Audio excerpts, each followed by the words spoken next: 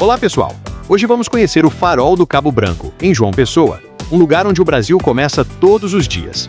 Aqui está o ponto mais oriental das Américas, onde o sol nasce primeiro e ilumina o continente. Inaugurado em 1972, o Farol se destaca por sua arquitetura única, inspirada na flor do sisal, e por estar cercado por falésias, mar aberto e natureza preservada. Mais do que um marco de navegação, o Cabo Branco é um símbolo de história, geografia e da beleza singular do litoral paraibano.